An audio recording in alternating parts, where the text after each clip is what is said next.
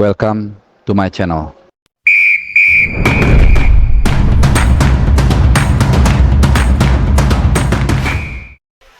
Ya, halo, salam sehat teman-teman semua.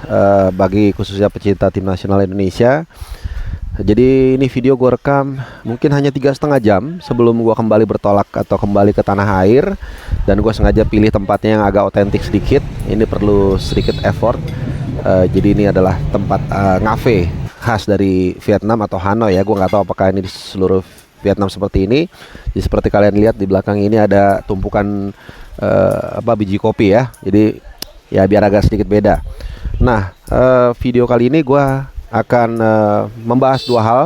Pertama adalah timnas apa yang akan dilakukan tim nasional dalam beberapa bulan ke depan, atau seperti apa multiplier efeknya dari serangkaian hasil positif yang diperoleh oleh Hoki Caraka dan kawan-kawan.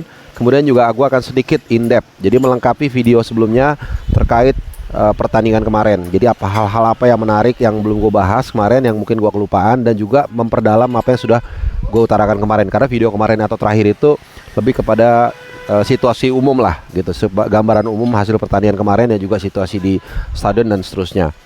Nah, tapi sebelum itu teman-teman, sebelum kita ke inti video, gue ingin sedikit memberikan informasi terupdate ya terkait dengan kepulangan tim nasional kita. Jadi seperti dijadwalkan, ini gue rekam ini jam 1 lewat 39, jam 1.39 siang. Waktunya sama, Vietnam sama Hanoi sama Jakarta sama. Jadi saat ini gue rekam, gue rasa seharusnya tim nasional sudah mendarat di tanah air di Soekarno-Hatta, karena dijadwalkan tadi pagi berangkat take off jam 8.40 yang pemain Indonesia atau yang bermain di liga lokal. Kalau yang bermain di Eropa itu mereka dari Hanoi, dari Vietnam itu langsung kembali ke klubnya masing-masing ya. Ada yang ke Itali, Bang Jai ke Itali, ini nanti kita akan bahas. Kemudian siapa lagi? Hapner ke Jepang. Bukan hanya ke Eropa ya, ke Jepang. Terus siapa lagi? Nathan ke Belanda ya, akan segera membelah Herenveen. Mudah-mudahan juga Nathan nanti juga akan gue bahas nih, kemarin gue lupa, akan segera bisa mendapatkan tempat di tim utama ya, reguler, karena setahu gue dia dipinjamkan oleh Swansea ke Herenveen, tapi masih lebih banyak duduk di bangku cadangan. Beda dengan Tom Haye yang ya kita sudah lihat semua kualitasnya seperti apa kemarin. Dan juga Ragnar ya, jadi barang tuh ke Belanda tuh 3 orang tuh. Ragnar akan membela Fortuna Sittard. Oke. Jadi seperti yang gue bilang tadi, kita akan membahas dari apa konsekuensi dari serangkaian hasil positif tim nasional ke depannya. Pertama tentu kita bicara dari para pemain itu sendiri ya. Pemain pasti lebih percaya diri. Pemain pasti lebih lebih berani mengeluarkan kemampuan terbaik dia, berani melakukan mengambil keputusan yang tidak populer seperti itu ya. Dan menurut gue inilah progres dari kesabaran dalam membangun sebuah tim nasional. Dan ini masih menurut gue masih panjang perjalanan kita, tapi pelan tapi pasti sudah membuahkan hasil. Jadi bagaimana Sintayong misalnya meramu tim yang berusia relatif muda, supaya yang gue bilang berkali-kali lebih mudah untuk dibentuk mindsetnya, attitude-nya, gaya bermainnya dan sebagainya. Kemudian juga international friendly dengan Argentina, dengan beberapa tim yang lumayan peringkatnya 2 digit dan sebagainya. Dan ini pelan-pelan membentuk karakter dan mental bertanding para pemain tersebut. Ditambah tentunya proses memanggil kembali para pemain diaspora kita yang ada di luar ya. Kita lihat kemarin bagaimana penampilan dari terutama debut dari Tom dan juga Ragnar ya, luar biasa. Ragnar ngasih 1 assist kalau nggak salah ya ke Bang Jai, dan itu juga gol debutnya Jai, assist debutnya Ragnar debut semua nih, debut main, debut assist, sama debut gol juga. Kemudian Tom memang gak cetak gol, tapi kemarin penampilannya kita bisa lihat sendiri. Yang paling menonjol bukan hanya umpan-umpannya menurut gua, tapi bagaimana dia mengintercept lawan ini luar biasa. Pemain kalau jago mengintercept seperti misalnya mungkin Busquets atau pemain-pemain lainnya, itu intelijensinya berarti bagus ya. Jadi proses pemanggilan pemain diaspora ini juga salah satu faktor yang membuat tim kita itu sangat kuat ya. Kita lihat kualitasnya tidak main-main kemarin, dan khusus sedikit gue singgung Jai kemarin. Kita lihat bagaimana dia bahkan beberapa kali itu menasihati Rizky Ridho. Kalau kalian jeli ngelihat dia mungkin gue bisa salah ya, tapi kalau kita lihat dari pergerakannya itu, dari gaya bicaranya, dari gesturnya itu menasihati Rizky Ridho cara berdiri dalam menyambut bola sepak pojok gitu. Jadi supaya lebih cepat dalam mengantisipasi bola, body shape-nya itu dia kasih tahu lah, diajarin gitu. Jadi transfer ilmu ini juga pelan-pelan sudah mulai kita dapatkan, walaupun tentunya masih banyak ilmu yang harus kita pelajari dari situ ya. Nah, kemudian yang gue lihat juga ya, kita sebelum nanti lebih dalam lagi soal teknis permainan, efek yang paling ya pasti kalau dari segi peluang kita tentu akan lebih besar peluang untuk lolos ke fase berikutnya. Dan gue koreksi, kalau kemarin gue bilang kita lawan Filipina, gue salah ya. Jadi kita lawan Irak dulu di Gelora Bung Karno. Kalau kita bisa nahan Irak, kalau kita bisa ngalahin Irak, kita pasti lolos. Kalau kita bisa nahan imbang Irak, maka perbedaan poin kita akan menjadi 5. Asumsikan Vietnam menang lawan Filipina, maka akan tinggal 2. Nah, pertandingan terakhir lawan Filipina kita sebenarnya cukup seri aja, karena head to head kita dengan Filipina menang, dan selisih gol kita juga cukup banyak gitu. Tapi anyway, peluang kita intinya gue mau bilang tadi sangat besar, dan bukan soal hitung-hitungan itu aja, tapi juga soal mentalitas kita yang tentunya sekarang lagi naik, dan juga kualitas para pemain yang tentunya yang baru masuk dari diaspora tadi sangat luar biasa kontributif ya. Dan belum lagi nanti kalau Cyrus Margono sudah bisa tampil ya, atau Martin Paes, kita nggak tahu ya, walaupun ada yang sebagian mengatakan mereka disiapkan untuk Piala Asia U23, kita nggak tahu, tapi pasti Cyrus Margono dan Martin Paes akan menjadi pilihan utama, bukan pilihan utama, akan dibawa lah ke pertandingan melawan Irak nanti. Meskipun gue lihat Hernando Ari juga nggak kalah juga penampilannya, dan gue rasa inilah buah dari persaingan sehat, sehingga setiap pemain harus menampilkan permainan terbaiknya, karena banyak persaingan di situ. Jadi persaingan nggak selalu negatif ya. Nah, yang berikutnya yang menjadi konsekuensi positif dari kemenangan atau hasil positif kita dalam beberapa laga terakhir adalah kalau nanti kita lolos, kemudian nanti kita akan segrup dengan tim-tim besar. Ya kan, kita mungkin kalian udah baca ya, yang lolos tuh, yang udah memastikan lolos tuh Korea Selatan, kalau nggak salah ya, Jepang, Australia, Arab Saudi, Qatar, ya negara-negara yang sering kita dengar lah. Nah ini dia, selama ini kita pengen sebenarnya main dengan tim seperti mereka, levelnya yang bagus, tapi tentu ya sorry itu sih, mungkin mereka nggak nganggap kita gitu. Jadi kita akhirnya international friendly sama Burundi, sama Curaçao kalau nggak salah waktu itu ya. Jadi sekarang kita diuntungkan dengan punya berapa pertandingan nanti ya, satu grup itu kalau nggak salah 5 ya, 5 atau 6 gitu ya, gue lupa, pokoknya banyak lah. Home and away itu luar biasa, pengalaman yang kita dapat dari lolos ke third round itu bukan hanya soal peluang kita juga ke lolos Piala Dunia itu besar, walaupun itu tidak mudah ya, tapi dari situ saja, dari grup itu aja kita nanti akan banyak mendapatkan pengalaman. Kalau kita bisa manfaatkan, kita akan melawan tim-tim yang punya tradisi kuat, tim-tim yang punya pressing lebih besar, seperti yang kita rasakan ketika Piala Asia kemarin. Kan gak gampang ngelawan Irak, ngelawan Jepang, ngelawan Australia. Nah, tapi modal kita sudah semakin banyak. Kita sudah pernah melawan mereka, kita bahkan sudah pernah melawan juara dunia Argentina, walaupun ya kita kalah, tapi ya itu dia. Sama seperti pemain catur, kalau kita selalu bermain dengan yang lebih jago, pasti lama-lama kita akan tertular jagonya juga, karena kita terpaksa atau dipush untuk mengimbangi mereka gitu. Jadi ini banyak sekali hal-hal positifnya, dan tentu saja juga tentunya animo dari fans dan kalian. Sering banget gue baca bagaimana mereka beda dengan era-era dulu ya, walaupun gue bukan mau menjelekkan, dulu sepertinya suram, gak ada harapan, komitmen kepengurusan juga sangat minim. Tapi sekarang kita lihat hal itu dilakukan dengan serius dan berbuah positif ya. Nah, itu soal kira-kira seperti apa gambaran timnas ke depannya. Ya banyak hal positif yang kita ambil dari sekarang, dan gue setuju apa yang dikatakan oleh Erick Thohir.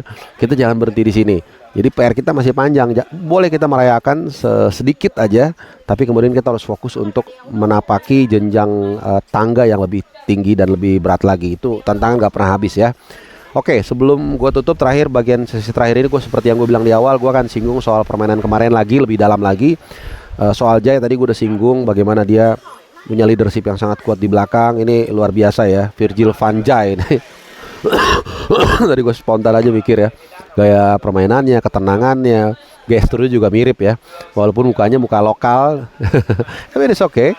Kemudian Nathan, nah kemarin gue yang lupa itu nyebut Nathan. Nathan di pertanyaan pertama kita ini random aja ngobrolnya ya, jadi gue nggak tahu nanti bikin judulnya apa. Jadi Nathan itu di pertanyaan pertama bukan gue akuin ya, gue menilai itu dia jelek lah, jelek, nervous. Tapi ya it's okay. Kalau pepatah Jerman mengatakan yang pertama itu selalu yang sulit gitu. Nah, apalagi dia bukan hanya debut, tapi juga baru menjadi warga negara Indonesia dan belum pernah tinggal di Indonesia gitu. Lain kalau misalnya kayak Dwi kalau beda orang tuanya beda warga negara. Orang tuanya beda warga negara, dia tinggal di Indonesia tapi kemudian baru milih WNI ketika umur 17 tahun. Nah, dia kan udah terbiasa. Ini kan belum. Dia harus terbiasa dengan cuacanya, dengan rekan-rekannya, cara bercandanya. Ya kayak kalian pindah sekolah aja atau pindah kerja, itu kan pasti ada adaptasi ya, nggak gampang langsung tune in. Jadi wajar kalau dia agak kurang maksimal di pertandingan pertama. Tapi ini yang kita harus paham. Gue memberikan apresiasi ke Sintayong. Kenapa? Kalau kita mungkin langsung wah jelek pertandingan pertama kita cadangin, akhirnya apa, mentalnya makin drop.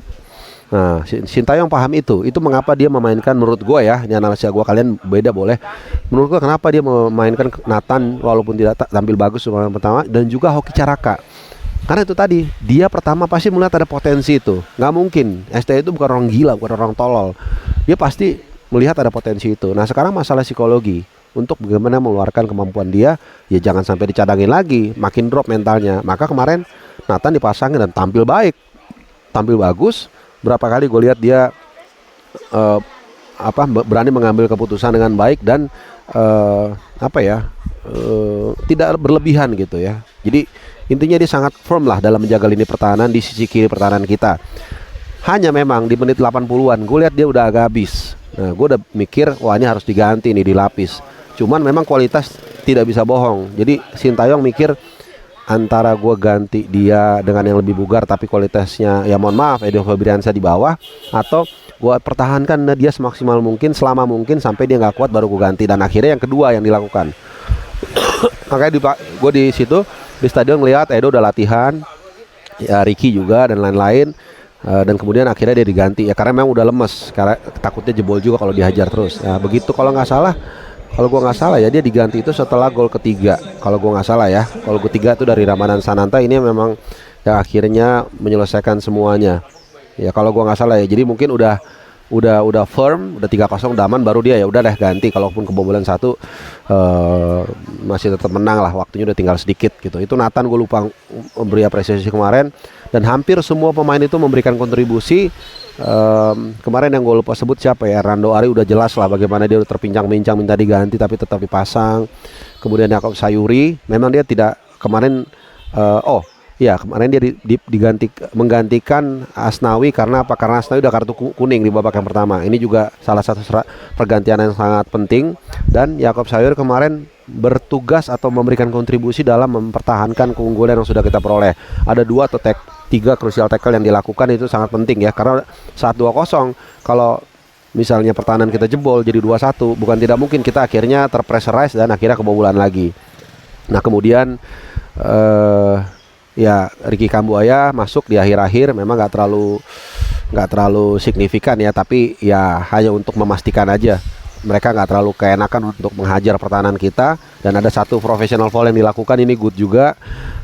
Sama satu ada foul yang dilakukan oleh Jai. Kalau kalian ingat, ini juga salah satu bentuk professional foul. Jadi ini pemain yang memang ngerti ya kapan saatnya bermain lugas, kapan saatnya bermain keras, kapan saatnya harus one on one, dia ke atas menutup. Ini memang kualitas banget sih. Nggak heran berkali-kali gue bilang di Venezia ini dia pemain utama, backbone, dan Venezia itu punya peluang untuk lolos ke Serie A. Nah kemarin juga soal pergantian pemain hoki ini yang gue bilang berkali-kali, mungkin kalian berpikir hoki tidak memberikan kontribusi. Gue bilang sangat memberikan kontribusi. Di babak pertama itu dia memang tugasnya hanya lari, hanya mengepres, hanya mengganggu lawan supaya capek. Dan setelah itu baru babak kedua dimasukkan Egy yang lebih punya daya tusukan yang cukup baik ya. Walaupun kemarin dia nggak cetak gol, tapi ya itulah tim, nggak bisa selalu seorang pemain itu cetak gol, tapi selama yang lain bisa menggantikan nggak masalah. Nah kemudian Ya Tom Haye gue rasa nggak usah kita jelasin ya, kemarin impresif banget. Jadi sekedar informasi aja teman-teman, Tom Haye ini di Eredivisie ini adalah salah satu pemain yang interceptnya paling bagus. Gue nggak tahu nomor 1, nomor 2 atau nomor 3 gitu. Jadi kita lihat kemarin berapa kali dia 4 atau 5 kali dia steal tuh bola dari kaki lawan ya. Jadi luar biasa penampilannya. Ragnar juga tusukan-tusukannya, golnya, bahkan ketenangannya, body balance-nya kalau kita lihat cara dia ngambil posisi dia juga sangat baik. Jadi kalau ada gol kayak Egy kemarin dibilang gol jatuh dari langit, wah ini berarti nggak ngerti bola ya. Itu namanya positioning teman-teman ya. Oke, Ramadan Sananta kemarin juga mendapatkan berkah di bulan Ramadan karena mencetak gol ketiga, dan ini penting teman-teman ya, karena kalau 2-0 itu kita mau sisa 2 menit pun kalau kita kebobolan itu pasti mental mereka naik, mental mereka kita tertekan ya. Oke, gua rasa gua udah hampir nyebutin semua pemain ya. Marcelo Ferdinand gue juga ada singgung kemarin, mainnya bagus, bahkan keangkat dengan penampilan pemain lainnya, dan Marcelo dan Hapner ini adalah pemain yang dalam 4, 5, 6 ya, 6 laga terakhir. Jadi di Piala Asia 4 kali dan di kualifikasi Piala Dunia 2 kali back to back melawan Vietnam, ini selalu bermain setiap detik. Jadi kemarin begitu gue lihat DSP ada Hapner, gue langsung tenang. Udah pasti lini belakang aman, apalagi dengan kombinasi dan dengan Bang Jai ya. Rizky Ridho secara umum bagus ya, dan juga kedongkrak dengan partnernya yang sangat luar biasa. Tapi sesekali memang ini nggak bisa dibohongin ya, bedanya Liga 1 dengan Eropa. Ini gaya-gaya buang bolanya masih ada, udah itu aja. Tapi overall ya it's okay lah. Dalam satu tim kadang-kadang ada yang naik turun, itu normal. Oke, mungkin itu aja ya video terakhir gua dari yang tersisa dari Vietnam, dari kemenangan hat-trick kita atas Vietnam dari Maidin Stadium. Dan setelah ini gua akan ke Jakarta dan seperti biasa akan kembali ngonten, tapi dari studio favorit kalian semua mungkin ya. Oke, terima kasih udah nonton video ini. Jangan lupa like, subscribe, dan nyalakan loncengnya supaya kalian gak kehilangan video-video terbaru. Terima kasih dan aloha dari Hanoi. Ciao.